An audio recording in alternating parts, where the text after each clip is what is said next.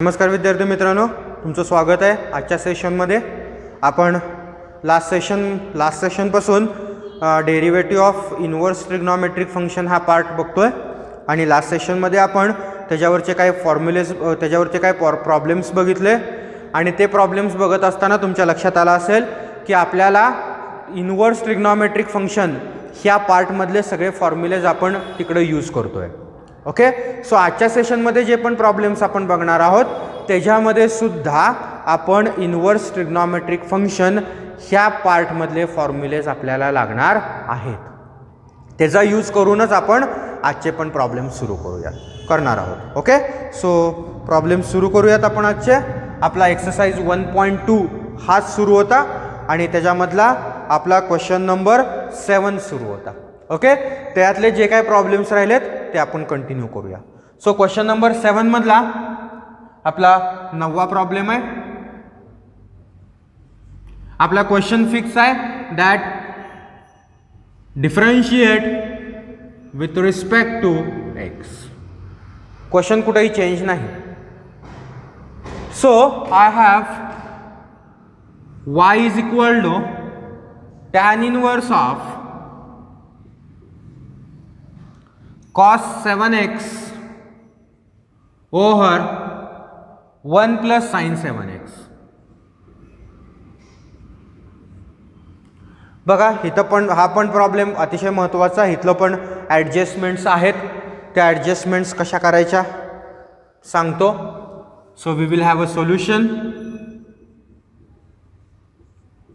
So consider y is equal to tan inverse of cos 7x over 1 plus sin 7x.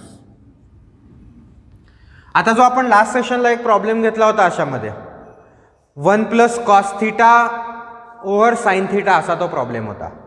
त्यामध्ये 1 plus cos थीटाचा formula आपल्याकडे आहे, 1 minus cos थीटाचा पण आहे, पण 1 plus sin आणि 1 minus साइनचा नाही आहे. राईट. मग ज्यावेळेस 1 प्लस साईन आणि 1 मायनस साईन असे येतात आणि त्यावेळेस आपल्याला जिथं फॉर्म्युल्याचे ॲडजस्टमेंट्स करावे लागतात तिथं ॲडजस्टमेंट्स कशा करायच्या हे लक्षात ठेवायचं. हीच ॲडजस्टमेंट आपण प्रत्येक वेळेस करतो, कुठलाही प्रॉब्लेम असे नका, ज्यावेळेस आपल्याकडे 1 प्लस साईन असतं. बघा ॲडजस्टमेंट्स कशा आहेत. y is equal to tan inverse. मी वरती cos 7x, इथं पण 7x आहे, इथं पण 7x आहे. So we can writes theta for 7x. Okay, मी 7x ला थीटा म्हणतो. सो वरती कॉस थीटा आलं. कॉस थीटाचे फॉर्म्युले आहेत आपल्याकडं 3 फॉर्म्युले आहेत कॉस थीटाचे. त्यातला कुठला वापरायचा, तर ज्यावेळेस आपल्याला हे लक्षात येत नाही की कुठला वापरायचा, त्यावेळेस जो सेकंड पार्ट असतो राहिलेला पार्ट म्हणजे डिनॉमिनेटरमध्ये कशा टर्म्स येत आहेत ते बघून त्या पद्धतीनं कॉस थीटाचा फॉर्म्युला वापरायचा. म्हणजे जर डिनॉमिनेटरमध्ये कॉस आणि साईन दोघांच्या टर्म आल्या तर कॉस थीटाचा कॉस साईन मधला फॉर्म्युला वापरायचा. डिनॉमिनेटरमध्ये नुसता कॉस आला तर वरती नुसता कॉस मधला फॉर्म्युला. डिनॉमिनेटरमध्ये नुसता साईन आला तर वरती नुसत्या साईन मधला फॉर्म्युला. ज्या पद्धतीनं डिनॉमिनेटर येईल, ज्या पद्धतीनं राहिलेला पार्ट येईल त्या पद्धतीनं आपण कॉस थीटाचा फॉर्म्युला वापरणार. सो मी पहिल्या पार्टमध्ये कॉस थीटा तसाच ठेवतो म्हणजे कॉस 7x. आता डिनॉमिनेटरमध्ये ॲडजस्टमेंट, इथं 1 आहे, इथं साइन थीटा आहे. Okay, so what is sine theta, पहिल्यांदा मी तो वापरतो. साइन थीटाचा एकच formula 2 sine theta by 2 cos theta by. Okay, so 2 sine 7x by 2 cos 7x by 2.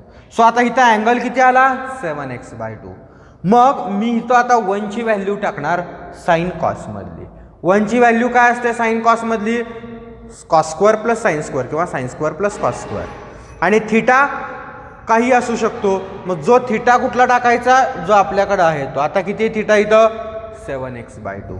So 1 च्या जागी मी काय टाकणार cos square 7x by 2 plus sine square 7x by 2. Okay, adjustments बघा व्यवस्थित. Sine theta 2 sine theta by 2 cos theta by 2. जो हा theta आलाय त्याचंच इथं रिलेशन वापरलं कॉस स्क्वेअर प्लस साइन स्क्वेअरला, तोच थिटा दिला फॉर्म्युला कंप्लीट होण्यासाठी. So what is y? It is tan inverse of, वरती कॉस 7x मी तसंच ठेवतो, डिवायडेड बाय डिनॉमिनेटर बघा a square plus B square plus 2ab किंवा ab, ए स्क्वेअर प्लस 2ab प्लस बी स्क्वेअर. प्लस आहे कसं लिहू शकतो? कुणाचा फॉर्म्युला आहे? A square plus 2ab plus B square, a plus B hole bracket square. आता मी तर ए कॉस घेतलाय, बी साइन घेतलाय, तसंच कंटिन्यू करतो. उलट केलं तरी चालतं, ॲडिशन आहे ते आता सांगायची काही गरज नाही. So cos 7x by 2 plus sine 7x by 2 ब्रॅकेटचा स्क्वेअर, ए प्लस बीचा स्क्वेअर बघा येतोय का? पहिल्या टर्मचा square plus 2 into first term into second term plus second टर्मचा स्क्वेअर. आता डिनॉमिनेटरला काय आलं? कॉस आणि साइन दोघांच्याही टर्म्स आल्या. म्हणल्यानंतर न्यूमरेटरमध्ये फॉर्म्युला कुणाचा वापरायचा? कॉस साइन मधला. मग कॉस थिटाचा फॉर्म्युला काय असतो कॉस साइन मधला? It is cos square theta by 2 minus sine square theta by 2. So तोच वापरणार मी. Y is tan inverse cos square theta by 2 म्हणजे 7x by 2. So I have cos square 7x by 2 minus sine square 7x by 2 divided by cos 7x by 2 plus sine 7x by 2 whole ब्रॅकेटचा square. न्यूमरेटरला formula दिसतोय परत कुठला आहे? A square minus b square.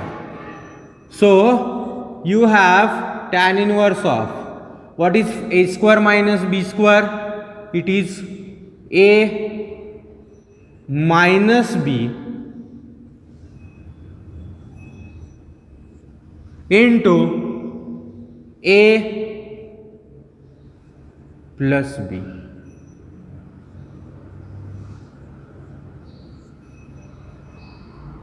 Bracket complete divided by denominator काय आहे?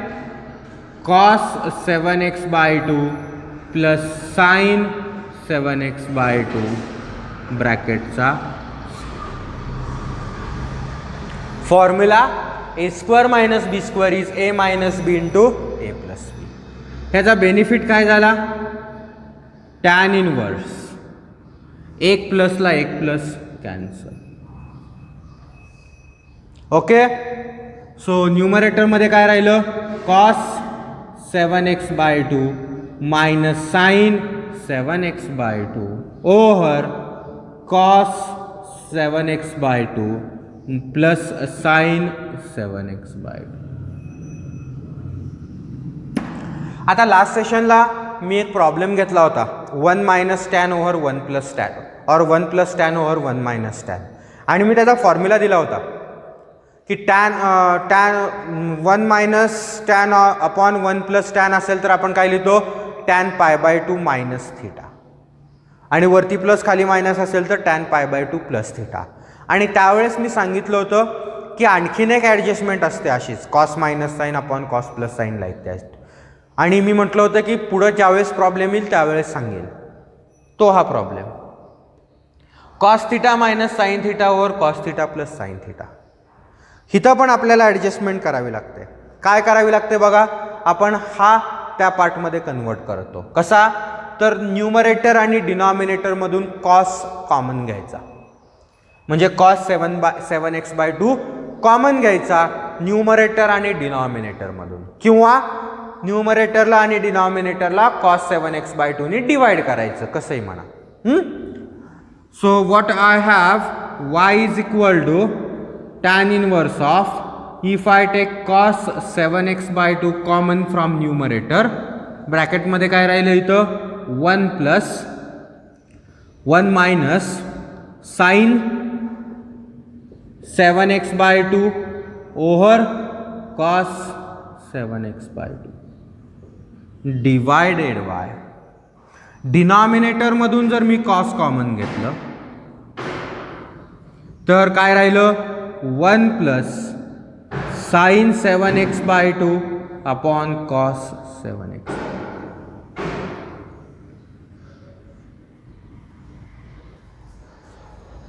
So काय मिळते बघा आपल्याला, कॉसला कॉस कॅन्सल करा. So that implies y is equal to, ह्या कॉसला हा cos cancel, so tan inverse of 1 minus tan over 1 plus tan.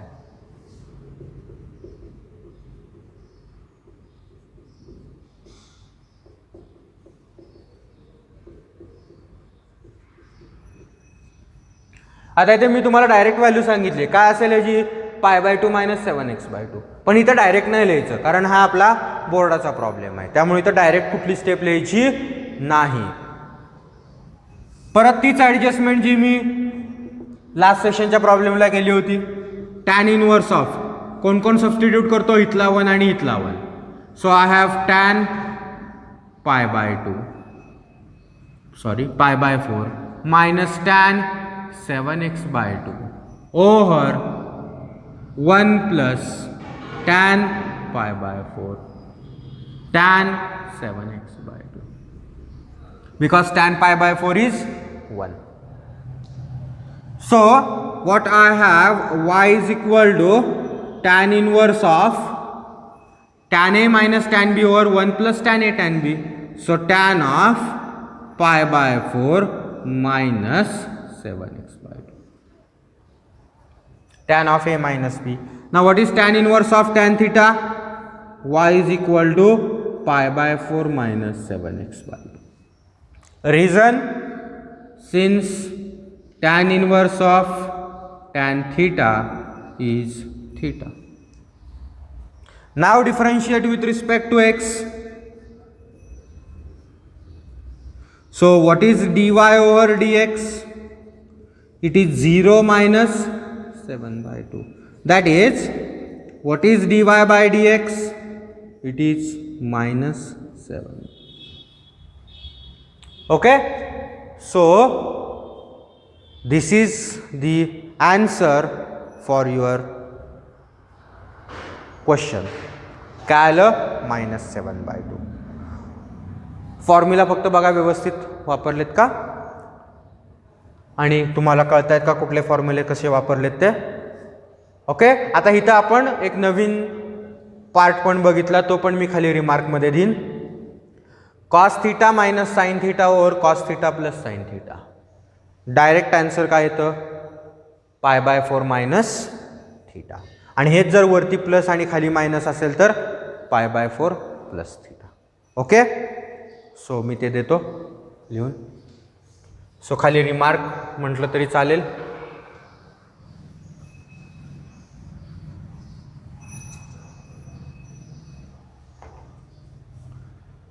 हे कधी वापरायचं, MCQला. ओके, किंवा आपण ज्यावेळेस CETचे प्रॉब्लेम सोडवत असतो त्यावेळेस. पेपरमध्ये डायरेक्ट वापरायचं नाही म्हणून मी ते रिमार्कमध्ये दिलं आहे.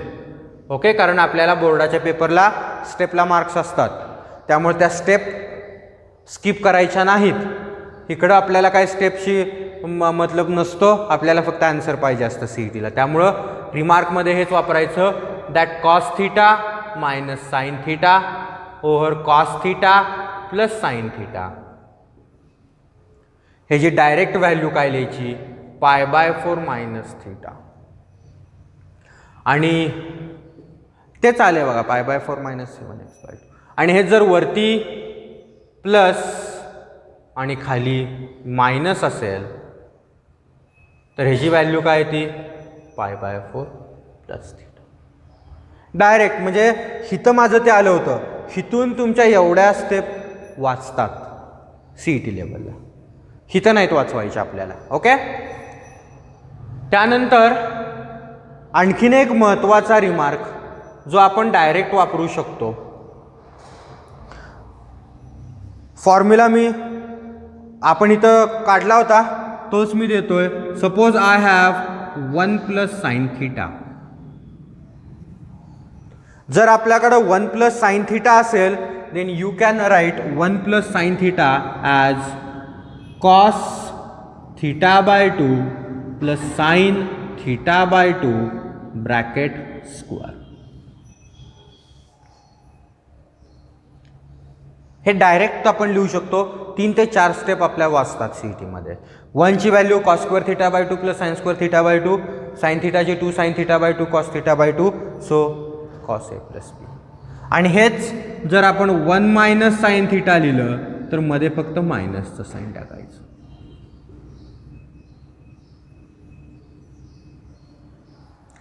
हे लक्षात ठेवायचे म्हणजे आपला वेळ वाचतो ज्यावेळेस आपण मल्टिपल चॉईस क्वेश्चन सोडवतो त्यावेळेस. आणि 3-3, 4-4 स्टेप वाचणं म्हणजे सुद्धा खूप झालं.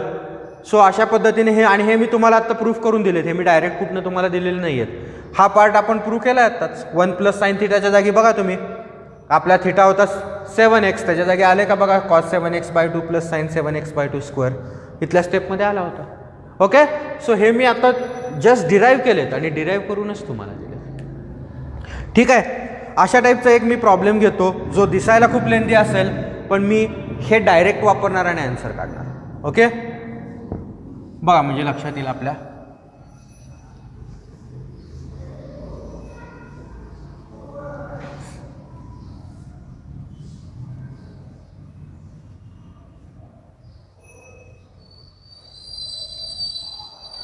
सो क्वेश्चन आहे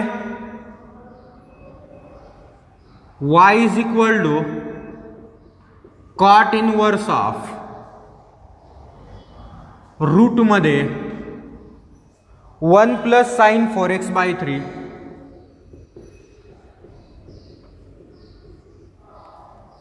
प्लस दुसऱ्या रूट मध्ये 1 minus sine 4x by 3 divided bye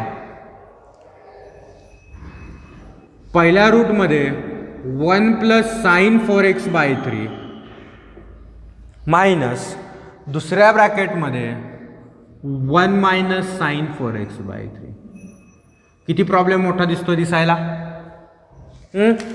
एवढे स्क्वेअर रूट आहेत आणि असं दिसलं की आपण पहिल्यांदा काय विचार करतो, करा रॅशनलायझेशन, कारण स्क्वेअर रूटची ॲडिशन सबट्रॅक्शन आहे. असं करून आपल्याला प्रॉब्लेम कधी सुटणार नाही. आणि हा कदाचित 2 मार्काला सुद्धा प्रॉब्लेम विचारू शकतात एवढा मोठा. म्हणजे आणि हा MCQला जर विचारला तर 2 मार्कालाच आहे ना आपल्याला. पण मग आता एवढा मोठा प्रॉब्लेम बघूनच आपण तो सोडून देतो की ह्याच्यात कुठे वेळ घालवायचा. पण आपल्याकडं जर एक मी मगाशी जो तुम्हाला रिमार्क दिलाय तो असेल तर हार्डली 30 सेकंद सुद्धा लागत नाहीत हा प्रॉब्लेम सोडवायला. कसा बघा, आपल्याकडे कुठला फॉर्म्युला आहे 1 प्लस साइन थिटा. काय असतं 1 plus sine theta, cos theta by 2 plus sine theta by 2 चा स्क्वेअर. आणि 1 मायनस साइन थिटा काय असतं, cos theta by 2 minus sign theta by 2 चा स्क्वेअर. हे फॉर्म्युले आहेत का नाही आपल्याकडं. थिटाच्या व्हॅल्यूज फक्त टाका, संपला विषय. कॉट इनवर्स ऑफ पहिल्या रूटमध्ये काय आलं, मध्ये प्लस आहे, थिटा सगळीकडे 4x बाय 3 आहे, म्हणजे 4x बाय 3 अपॉन 2 किती आलं 4x बाय 6. तो तुमचा कायम थिटा असेल.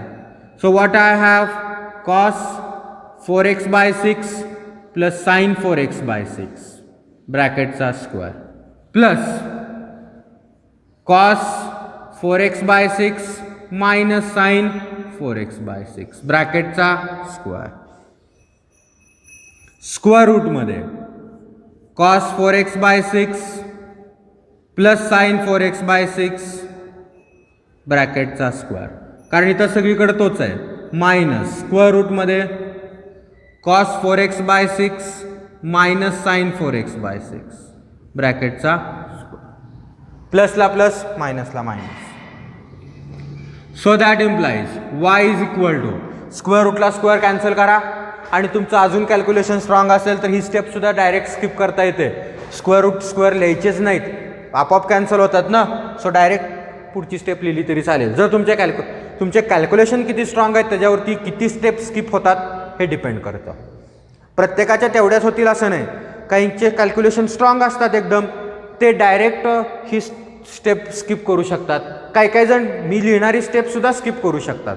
बघा कशी. स्क्वेअर रूटला square cancel. So I have cot inverse of cos 4x/6 sine 4x/6.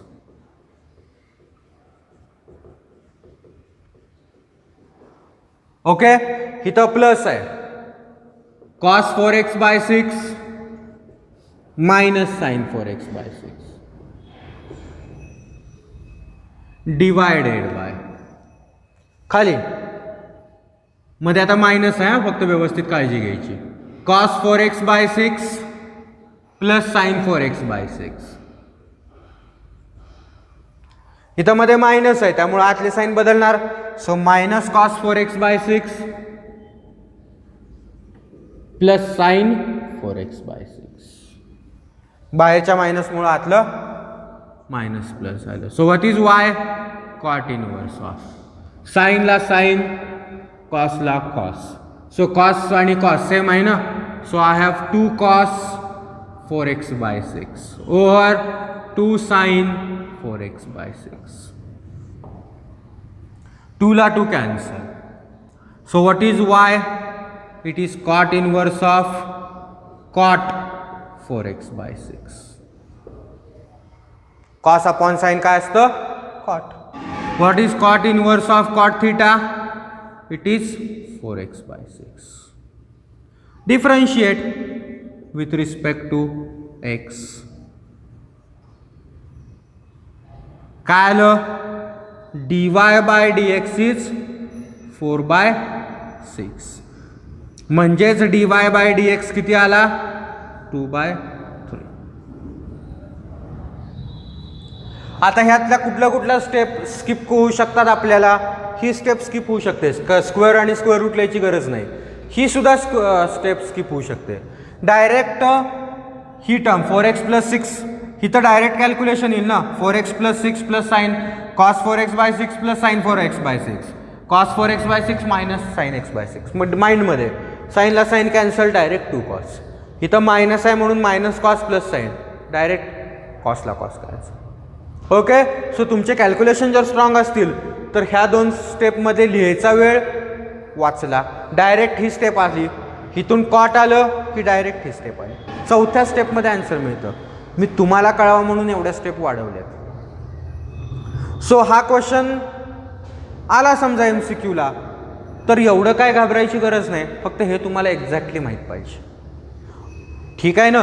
पण हाच जर बोर्डाला आला तर मग मात्र व्यवस्थित तुम्हाला लिहावं लागतं, कारण 3 किंवा 4 मार्काला येणार. मग हे डायरेक्ट आलं कुठून? हे काय स्टँडर्ड प्रूफ नाही आहे. मग तुम्हाला इथं 1ची व्हॅल्यू, साईनची व्हॅल्यू ह्या सबस्टिट्यूट कराव्या लागतात. मी मगाशी ते करून दिल्या होत्या बोर्डाच्या. हा असावा एक आपल्याकडे शॉर्ट आन्सर क्वेश्चन म्हणून मी दिला. Okay. So I take one more.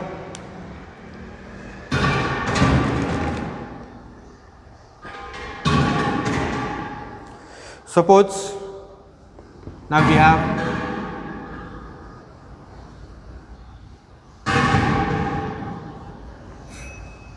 Question आता है differentiate with respect to x.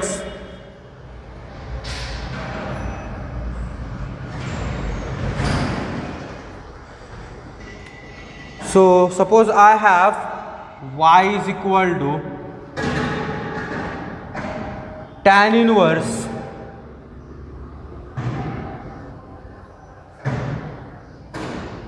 One plus cos x over sine x. Simple question है. काय दिसतंय? Solution.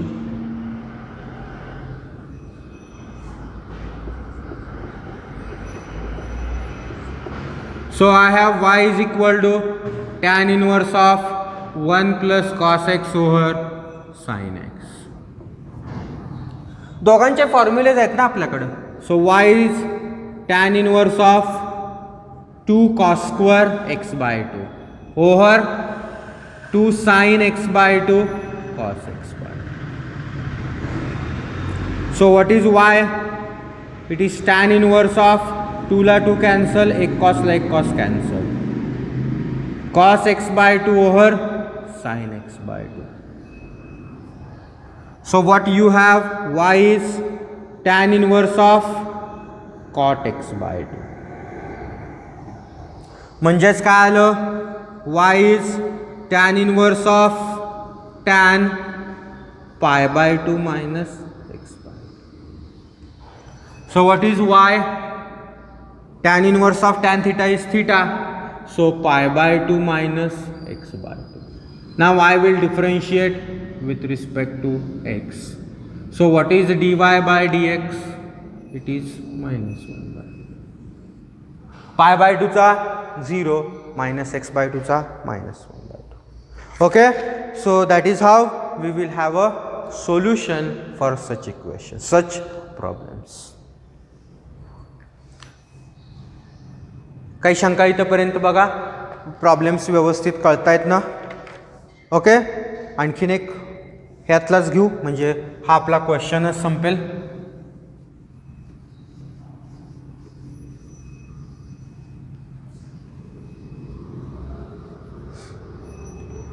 So suppose you have y is equal to tan inverse of cosec x plus cot x.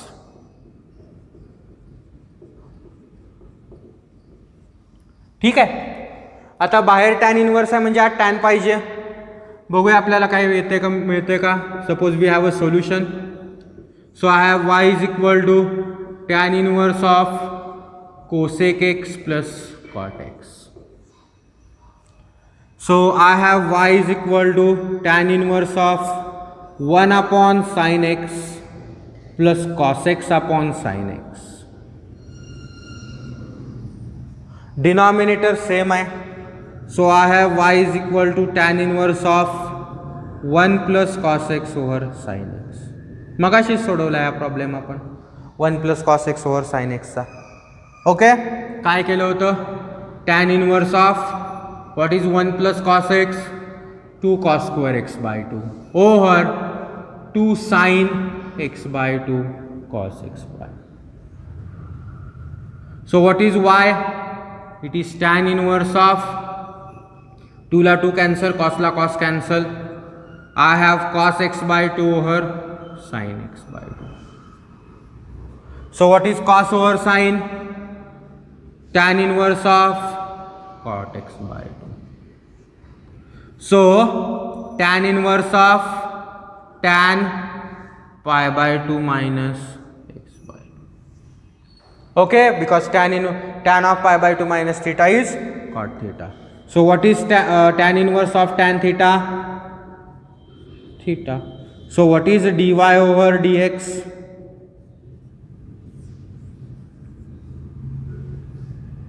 So problem कसा का असे ना, आपल्याकडे जर formulas असतील तर काय प्रॉब्लेम. ओके, सो हा आपला आज आपण ह्या सेशनमध्ये पण आपण काय केलं, क्वेश्चन नंबर 7 जो आहे तो क्वेश्चन नंबर 7च आपण बघतोय. ओके, आणि इथं आपला हा क्वेश्चन नंबर 7चा शेवटचा प्रॉब्लेम होता. ओके, सो एक्सरसाइज 1.2 मधला क्वेश्चन नंबर 7 पर्यंत आपलं पार्ट कंप्लीट झालाय. आणि हे ट्रिग्नॉमेट्री आहे त्यामुळे थोडा वेळ लागतोय. थोडे महत्त्वाचे प्रॉब्लेम्स आहेत, महत्त्वाचे ह्याच्यावरती आपल्याला बोर्डाला पण आणि CETला पण मॅक्झिमम क्वेश्चन्स असतात. त्यामुळे ह्याला थोडं जास्त वेळ देणं गरजेचं आहे, कारण इथं फॉर्म्युलेज जास्त आहेत आणि कन्व्हर्जन जास्त आहे. प्रत्येक प्रॉब्लेम हा युनिक आहे. ओके, त्यामुळं ह्या टाईपचे प्रॉब्लेम्स जरा व्यवस्थित काळजीने बघितले पाहिजेत आणि फॉर्म्युलेज मात्र आपले व्यवस्थित पाठ पाहिजेत, व्यवस्थित आपल्या लक्षात पाहिजेत. ओके, सो आजच्या सेशनला आपण इथं थांबूया. आपण नेक्स्ट सेशनमध्ये क्वेश्चन नंबर 8 पासून सुरुवात करू. त्याच्यामध्ये आणखीन काय वेगळ्या टाईपचे प्रॉब्लेम्स असतील तर ते बघूया. पण त्याच्यासाठी तुम्हाला ट्रिग्नॉमेट्रिक फंक्शनमधले इन्व्हर्सचे जे काय फॉर्म्युलेज आहेत ते तुमच्या जवळ असणं अतिशय महत्त्वाचं आहे. सो नेक्स्ट सेशनला आपण त्याच्या रिलेटेड काही प्रॉब्लेम्स बघूया. आज थांबूया. थँक्यू.